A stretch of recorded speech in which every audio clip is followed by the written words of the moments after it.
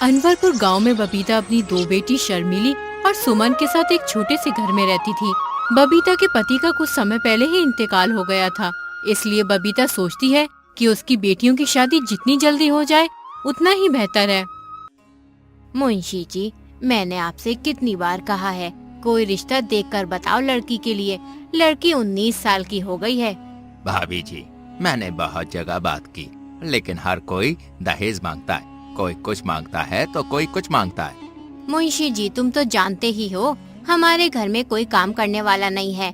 मैं जो दूसरों के घरों में काम करके पैसा कमाती हूँ, उससे तो बस घर का खर्चा ही चल पाता है। ऐसे में हम दहेज कहाँ से देंगे? भाभी जी, एक रिश्ता है, लेकिन आदमी की उम्र लगभग 50 साल है।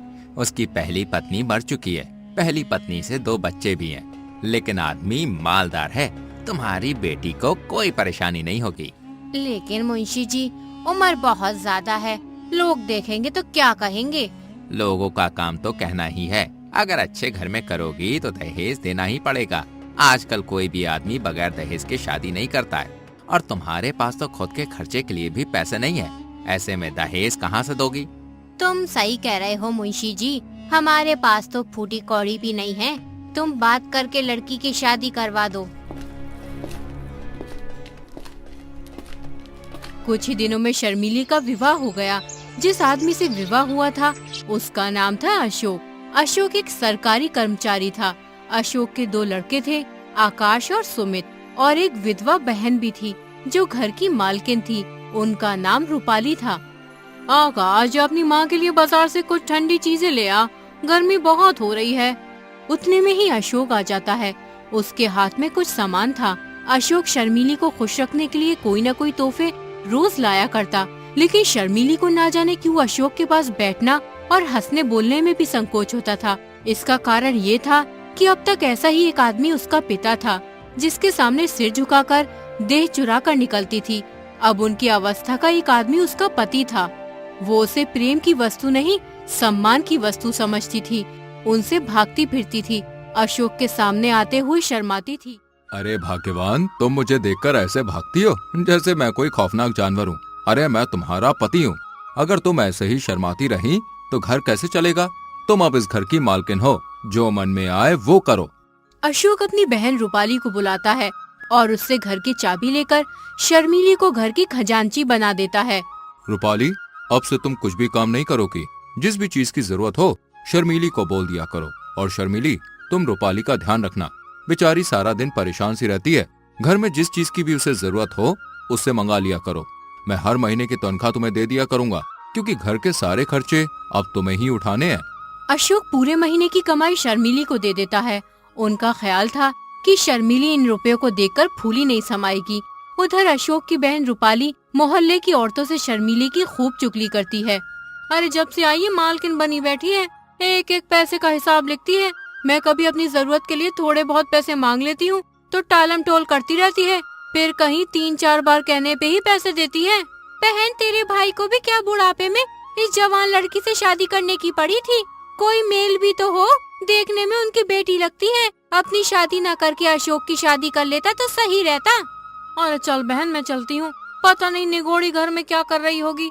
बच्चे स्कूल से आने ही वाले होंगे, चल के देखती हूँ खाना बनाया है कि नहीं, कई बच्चे भूखे तो नहीं बैठे रहे। रूपाली उस दिन से शर्मिली से जलने लगी थी, जब से अशोक ने उसे घर का खजांची बना दिया था। रूपाली हर वक्त शर्मिली को अच्छी बुरी सुनाती थी और उस पर नए नए आरोप लगाती थी। एक दिन शर्मिली छत पर किसी काम के लिए जाती है तो रूपाली कहती है, अरे न लाज है न शर्म, निगोड़ी ने हाया भून खाई है। अब क्या कुछ दिनों में बाजार में नाचेगी, लोग देखेंगे तो क्या कहेंगे कि कल परसों की बहू छत पर चढ़ी डोल रही है। अरे अपने घर को सीखा था या नहीं? दीदी, मैं कपड़े लेने गई थी, आंधी बहुत तेज आ रही थी, कपड़े कहीं उड़ न जाए इसलिए मैं चली गई थी। अरे मुझे बुला लेती, मैं क्या मर गई थी? लेकिन तू मुझे क्यों बुलाएगी? तुझे तो दूसरों से नैन लड़ाने हैं। घर का सारा काम यूं ही पड़ा है, बच्चे स्कूल से आने ही वाले होंगे, उनके लिए खाना पकाया है कि नहीं? सुबह से कपड़े ही धो रही थी, बस अभी फारिग हुई हूँ, अब खाना ही बनाने जा रही थी। और 2 जोड़ी कपड़े धोने में सुबह से दोपहर कर देती है। किसी बात की कोई फिक्र ही नहीं है, न बच्चों की फिक्र है न अशोक की। खुद तो पूरे दिन खाती ही रहती है और बच्चों को भूखा रखती है। आज उनकी माँ होती तो कितने प्यार से रखती उन्हें, बेचारे की जिंदगी खराब हो गई। पहले पैसे मेरे हाथ में रहते थे तो बच्चों को थोड़े बहुत पैसे दे दिया करती थी, लेकिन जब से अशोक ने पैसे तुझे देना शुरू किए हैं तब से तूने बच्चों को 1 रुपए भी नहीं दिए हैं। बिना माँ के बच्चों को कौन पूछे। पहले 1 रुपये की मिठाइयाँ खा जाते थे, अब दहले दहले को तरसते हैं। शर्मिली बिना कुछ कहे रूपाली की सारी बातें सुनती रहती है। बेचारी कभी उल्टा जवाब नहीं देती। एक कमरे में जाकर खूब रोती और अपने नसीब को कोसती, लेकिन रूपाली को शर्मिली पर बिल्कुल तरस नहीं आता।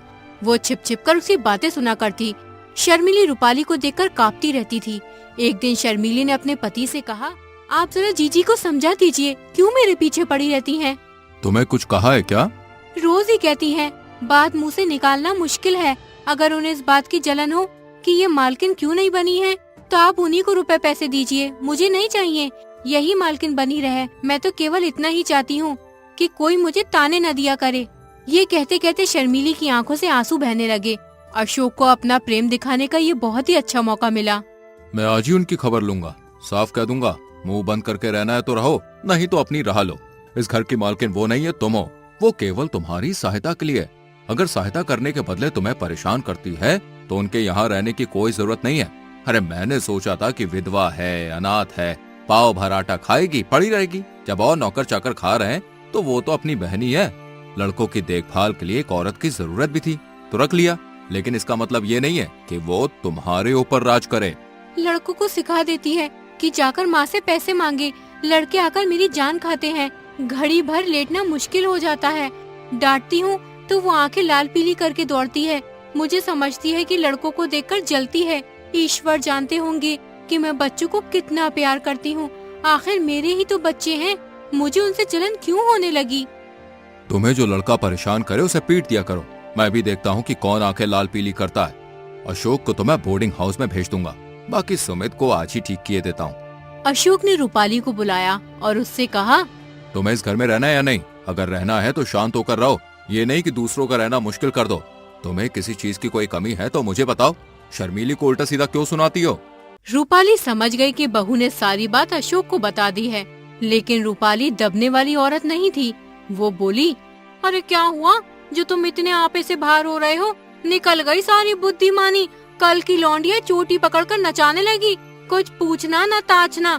बस उसने तार खींचा और तुम काट के सिपाही की तरह तलवार निकाल कर खड़े हो गए। तुम हमेशा शर्मिली को परेशान करती रहती हो, उसमें कमियां निकालती रहती हो, बात बात पर ताने देती हो। अगर कुछ सीख देनी है तो उसे प्यार से मीठे शब्दों में देनी चाहिए। तानों से सीख मिलने के बदले उल्टा और जी जलने लगता है इंसान का। तुम्हारी यही मर्जी है ना किसी बात में न बोलूं, यही सही। लेकिन फिर ये ना कहना कि तुम घर में बैठी थी, क्यों नहीं सलाह दी? जब मेरी बातें जहर लगती हैं तो मुझे क्या कुत्ते ने काटा है जो मैं बोलूं? मेरे से क्या है, कुछ भी करती फिरे, मुझे क्या लेना। इतने में आकाश और सुमित स्कूल से आ गए। आते ही दोनों बुआ जी के पास जाकर खाने को मांगने लगे। जाकर अपनी नई अम्मा से क्यों नहीं मांगते? मुझे बोलने का हुक्म नहीं है। आज से मुझसे कुछ नहीं मांगना, जो लेना है अपनी नई अम्मा से लेना। अशोक दोनों बच्चों को धमकाते हुए कहता है, अगर तुम दोनों ने अपनी माँ को परेशान किया तो दोनों की टांगे तोड़ दूंगा। अरे सारा दिन यहाँ से वहाँ फिरते रहते हो, थोड़ा बहुत पढ़ भी लिया करो। अगर मैंने दोबारा सुना कि तुम दोनों ने अपनी माँ को परेशान किया है तो तुम्हें बाहर भेज दूंगा पढ़ने के लिए। उनको तो आप कुछ नहीं कहते, हम ही को धमकाते रहते हो। कभी भी पैसे वैसे नहीं देते, हम स्कूल यूं ही चले जाते हैं। सब बच्चों के पास स्कूल में पैसे होते हैं और हम बिल्कुल खाली जाते हैं। और वो कहती है अगर मुझसे कुछ मांगोगे, परेशान करोगे तो कान काट दूंगी। मैंने कब कहा था कि तुम्हारे कान काट लूंगी? अभी से झूठ बोलने लगी हो। झूठ की भी हद होती है। मैं तुम्हें कितने प्यार से रखती हूँ कि कोई बुराई न दे। सौतेली माँ बच्चों को परेशान करती है, मैं तो खुद नहीं खाती, लेकिन तुम दोनों को दे देती हूँ। इतना सुनना था कि अशोक ने सुमित के दोनों कान पकड़कर उठा दिया। लड़का जोर से चीख मारकर रोने लगा। रूपाली ने दौड़कर बच्चों को आकाश के हाथ से छुड़ा लिया और बोली, अरे बस रहने भी दो, बच्चे को क्या मार डालोगे? हाय हाय हाय, कान लाल हो गया। सच कहा है, नई बीवी पाकर आदमी अंधा हो जाता है। अभी से ये हाल है तो आगे इस घर का खुदा ही मालिक है। शर्मिली से बच्चे के कान का दर्द देखा न गया। वो छुड़ाने को दौड़ी थी, लेकिन रूपाली पहले ही पहुंच गई थी। पहले आग लगा दी, अब बुझाने दौड़ी हो। जब अपने लड़के होंगे तब आंखें खुलेंगी। पराई औलाद का दर्द क्या जानो। मुझसे इन बच्चों का दर्द देखा नहीं जाता, वरना इस घर से कब की चली जाती। खड़े तो हैं, पूछ लो ना, मैंने क्या आग लगा दी? मैंने इतना ही कहा था कि लड़के मुझसे पैसे बार बार मांगते हैं। इसके सिवाय जो मेरे मुंह से निकला हो तो मेरी आंखें फूट जाएं। मैं खुद इन दोनों की शरारत देखता हूँ, अंधा थोड़ी ना हूँ मैं। अरे दोनों जिद्दी और मुंह जोर हो गए। आकाश को तो मैं आज ही हॉस्टल में भेज देता हूँ। प्रिंसिपल से मेरी बात हो गई है। इसका सारा सामान पैक कर दो। अरे अब तक तुम्हें इनकी कोई शरारत न सूझी थी, आज आके क्यों इतनी तेजी से खुल गई? बच्चा हॉस्टल में अकेला कैसे रहेगा? अगर इसकी माँ होती तो ऐसा कभी ना होने देती। तुम्ही ने इन्हें बिगाड़ के रखा है। ना मैं तुम्हें घर की मालकिन बनाता, ना ये बिगड़ते। अरे मैं तो ही विष की गांठ हूँ, मेरे ही कारण तुम्हारा घर चौपट हो रहा है। लो मैं जाती हूँ, तुम्हारे लड़के हैं, मारो चाहे काटो, ना बोलूंगी। ये कहकर रूपाली वहाँ से चली जाती है। शर्मीली बच्चे को रोता देखकर परेशान हो उठी। वो सुमित को अपने कमरे में लाकर उसे चुप कराने लगी, लेकिन बालक और जोर जोर से रोने लगा। अशोक को लगा अब शर्मीली मुझसे खूब हंसी मजाक किया करेगी, लेकिन उसकी ये आशा पूरी नहीं हुई। पहले तो शर्मीली कभी कभी उनसे हंस बोला भी करती थी, लेकिन अब बच्चों के ही लालन पालन में व्यस्त रहने लगी। जब घर आते तो बच्चों को उसके पास बैठा पाते, कभी देखते कि उन्हें नहला रही है, कभी कपड़े पहना रही है, कभी उनके साथ कोई खेल खेल रही है और कभी कभी कोई कहानी सुना रही है। एक दिन अशोक का एक दोस्त अशोक से मिलने आया और अशोक से कहने लगा, आजकल तो बहुत अच्छे से हंसी खुशी रहते होगे नई बीवी के साथ। अरे तुम बड़े भाग्यवान हो यार, जो इस अधेड़ उम्र में जवान पत्नी मिल गई।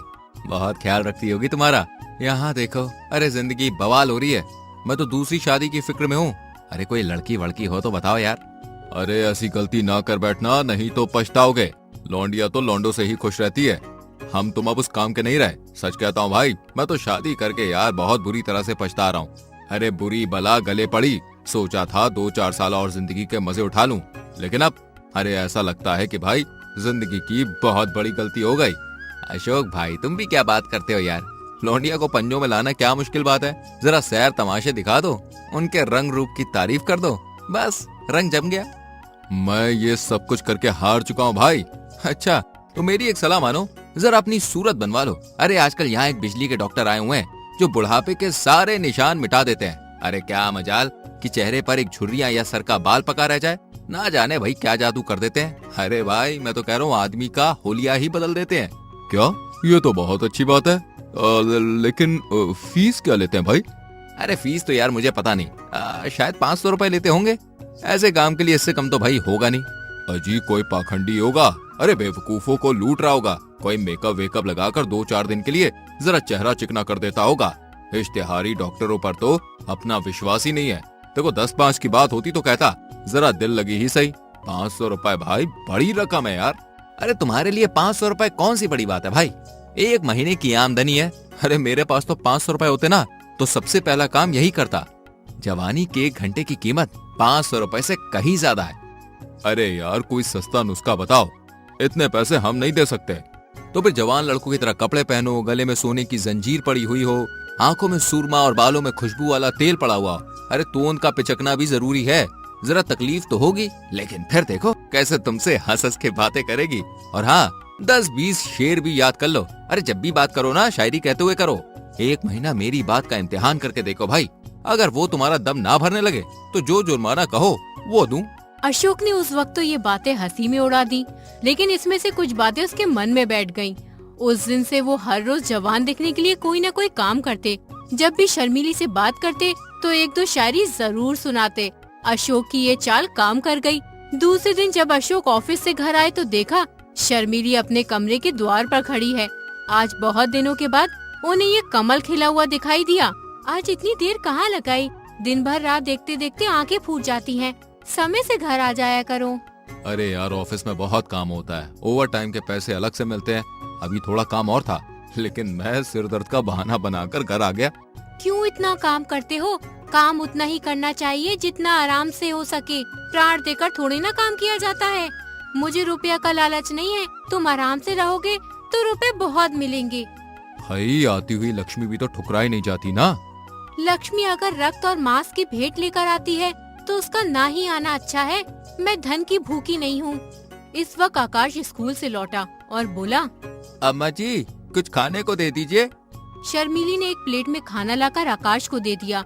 आकाश खाना लेकर चला गया। पहले तो घर में आते ही नहीं थे। मुझसे बोलते में भी शर्माते थे। किसी चीज की जरूरत होती तो बाहर से ही मंगवाने के लिए भेजते। जब से मैंने बुलाकर कहा तब से आने लगे हैं। अशोक को आकाश पर संदेह हुआ और कुछ चिढ़कर बोला, ये तुम्हारे पास खाने पीने की चीजें मांगने क्यों आता है? इसे यहाँ आने मत दिया करो, दीदी के हाथ भिजवा दिया करो। शर्मिली ने ये बात प्रशंसा पाने के लिए लोभ में कही थी। वो ये दिखाना चाहती थी कि मैं तुम्हारे लड़कों को कितना चाहती हूँ। ये कोई बनावटी प्रेम न था, उसे लड़कों से सचमुच प्यार था। लेकिन शर्मिली का ये वार उल्टा पड़ गया। अशोक आकाश पर शक करने लगा। वो उसे शर्मिली से दूर रखना चाहता था। इसलिए अशोक ने कहा, देखो, मैं चाहता हूँ कि कल से तुम स्कूल में ही रहा करो। मैं मास्टर जी से कहकर तुम्हारा इंतजाम करवा दूंगा। मुझे वहाँ रहने में कोई आपत्ति नहीं है, जब से कहिए मैं चला जाऊंगा। आकाश उदास होकर अपनी बुआ के पास जाकर बोला, बापूजी ने मुझे कल से स्कूल में रहने को कहा है। कह रहे थे कि तू यहाँ आवाराओं की तरह इधर उधर फिरता रहता है, स्कूल में रहेगा तो आवारागर्दी से बचूंगा मैं। आकाश एक होनहार लड़का था। ये बात अशोक भी जानता था, लेकिन उसे शर्मिली से दूर रखना चाहता था, इसलिए उसे स्कूल भेज रहा था।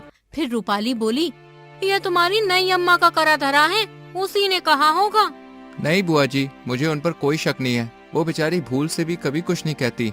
तू ये तिरिया चरित्र क्या जाने, ये उसी की लगाई हुई आग है। देख, मैं अभी जाकर पूछती हूँ।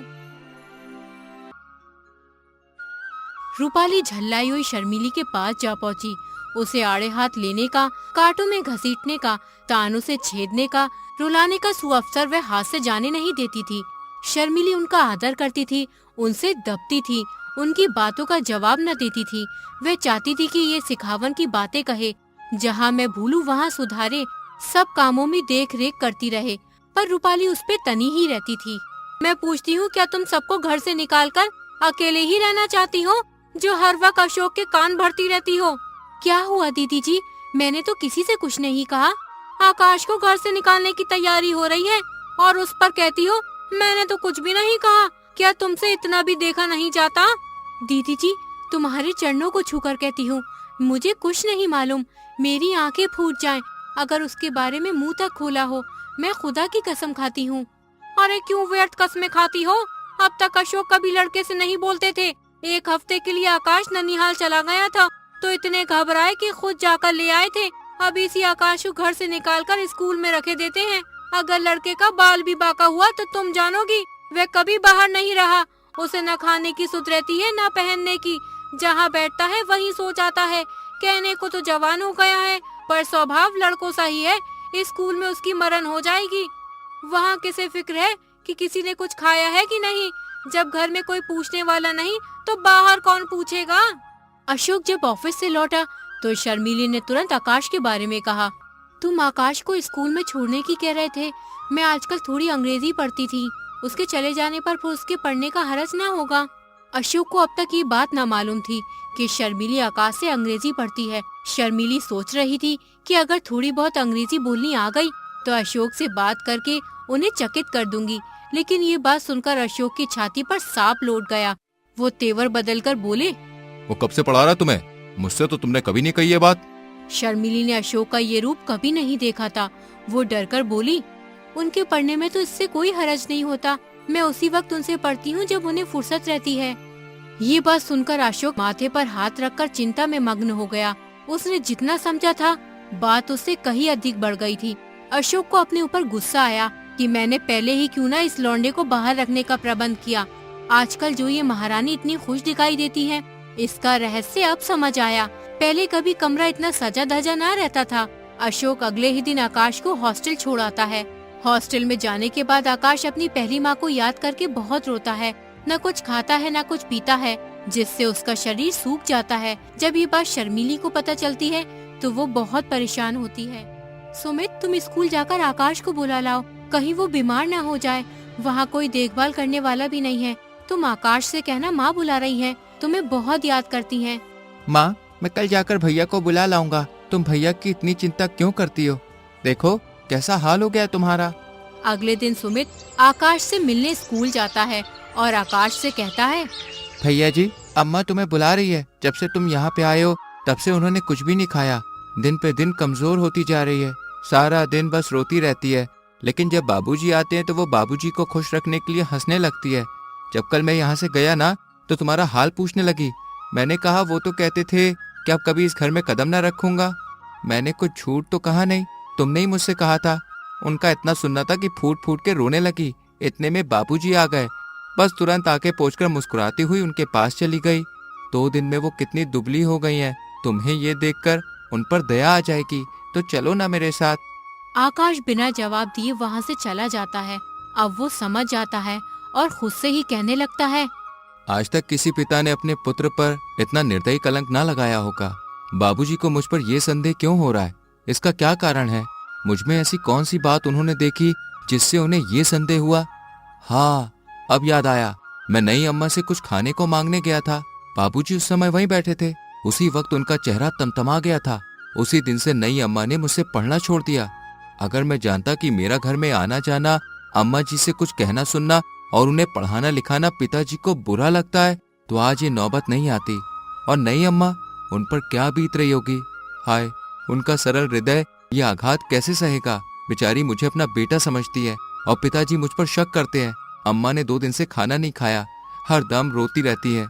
कैसे जाकर समझाऊं वो इस अभागे के पीछे क्यों अपने आप को इस परेशानी में डाल रही है? वो बार बार मेरा हाल पूछती है, क्यों बार बार मुझे बुलाती है। कैसे कह दूं कि माँ, मुझे तुमसे जरा भी शिकायत नहीं, मेरा दिल तुम्हारी तरफ से साफ है। बाबूजी, तुम ये क्या कर रहे हो? इन ख्यालातों से आकाश की तबीयत बहुत खराब हो गई और उसे एक बहुत ही बड़ी बीमारी हो गई। डॉक्टरों ने लाइलाज बीमारी बता दी। इससे अशोक बहुत परेशान हो गया। उस अनर्थ की कल्पना से ही अशोक के रोंगटे खड़े हो गए और कलेजा धक धक करने लगा। वो आग जो उन्होंने अपने ठिठुरे हुए हाथों को सेकने के लिए जलाई थी, अब उनके घर में लगी जा रही थी। इस करुणा, शोक, पश्चाताप और शंका से उनका दिल घबरा उठा।